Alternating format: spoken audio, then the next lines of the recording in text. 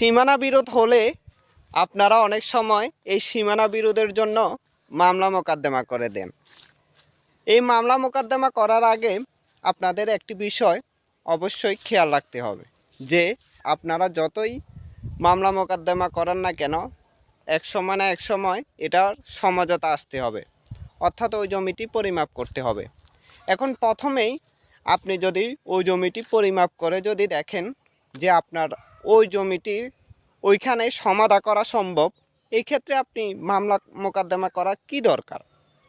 আমরা অনেক সময় দেখে থাকি অনেক সার্ভেয়ার বা অনেক লয়ারেও এরকম পরামর্শ দেয়। এটা করা আমি মনে করি আপনারা নিজেরা যদি এটি সমঝোতা করতে পারেন এর জন্য আর মামলা মোকদ্দমা না করাটাই ভালো।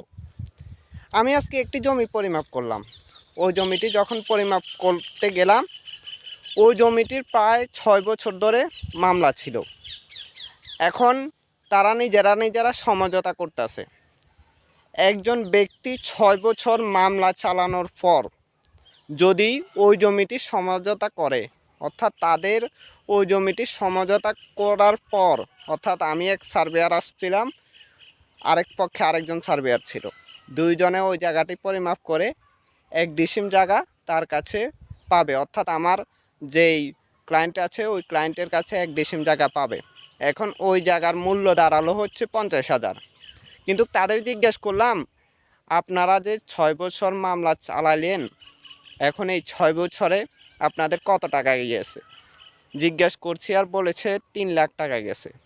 এখন এই মামলাটা শেষ হওয়ার পর, অর্থাৎ এখন তাদের মধ্যে সমঝোতা হওয়ার পর এই জমির মূল্য দাঁড়ালো 50,000 টাকা। এখন এই জমিটি ওনাকে রেজিস্ট্রি দিয়ে দিবে। এখন এই ক্ষেত্রে ওনার আরও 2.5 লাখ টাকা লস। এখন এই লসের ভাগিদার আপনি কেন হবেন? এই সমস্যাটা তো যেদিন শুরু হয়েছে ওই দিনই সমাধান করতে পারতেন। দেখেন আমি একটি সুন্দর প্লেসে আছি, আমার পিছনে দেখা যায় বর্ডার, ওইখানে বিজিবি ক্যাম্পের ছবি দেখতেছেন। আসলে আজকে একটি সুন্দর জায়গা পরিমাপ করলাম।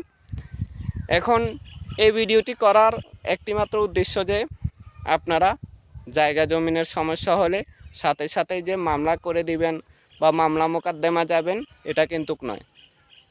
প্রথমেই আপনারা নিজেরা এটি সমঝোতা করার চেষ্টা করবেন, তার পরবর্তীতে মামলা মোকদ্দমা বা অন্যভাবে চেষ্টা করিয়েন।